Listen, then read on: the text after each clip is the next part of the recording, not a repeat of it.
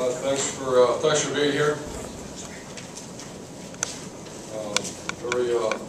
Very proud. We have a lot of respect for the personnel of the team we just played, especially on defense. There's a couple guys that have received some recognition and well deserved.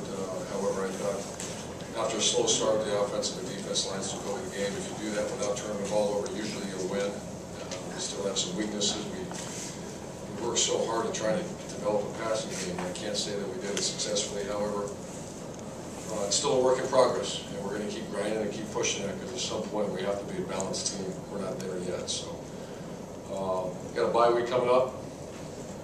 For the guys that played a lot, I'm going to give them Sunday. They have to come in and just get treatments. Monday is a lifting opportunity for them, and then we will practice Tuesday, Wednesday, Thursday of this week. And I told them, I explained to them, bye weeks are there's no rights around here. That's earned time. And if we didn't play well, we would have been in tomorrow working and going all week like we normal work week. But those guys earned it, and I'm proud of them. And two big ones left. We'll open it up with questions. Clay, over here to the right. Yeah, Coach. Congratulations, Clay Hall, ABC 6. Troy Smith told me today he thinks Braxton could be the best quarterback ever here if he continues to work.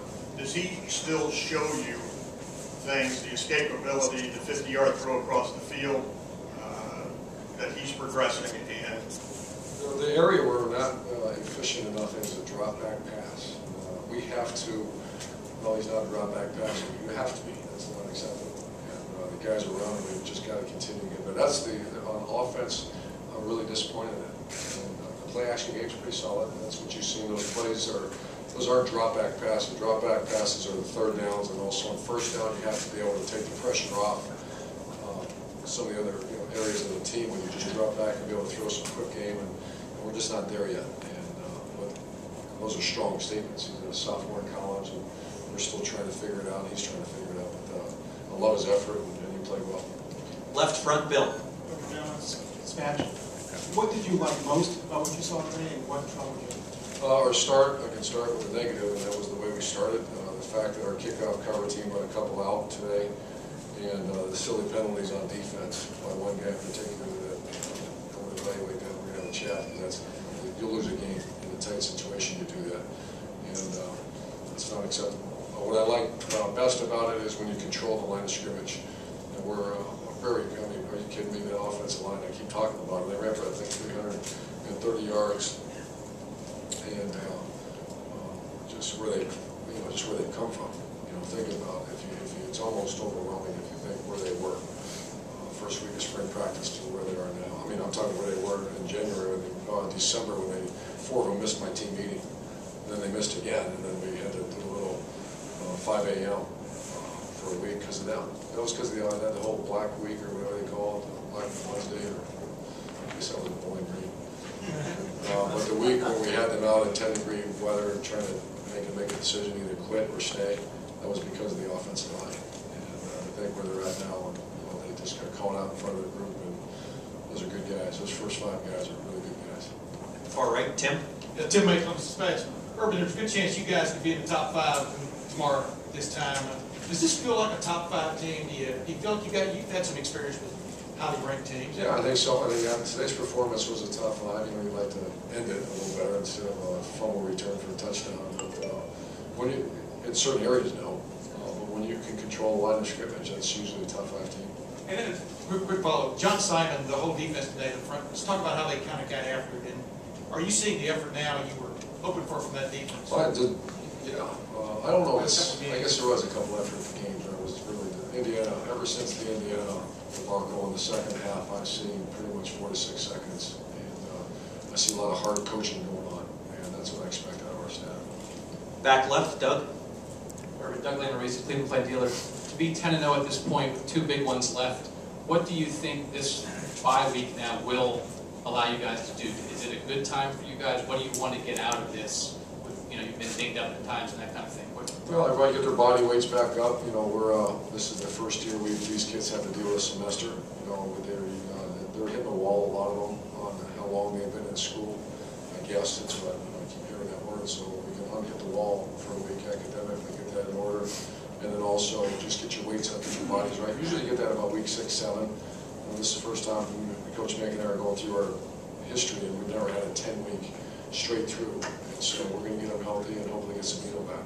And you guys had Rod and Carlos in the backfield together a few more times today. You hit Rod on the 50-yard touchdown out of that. Just what does that look give you when you can put, you know, two big tailbacks like that in the backfield together?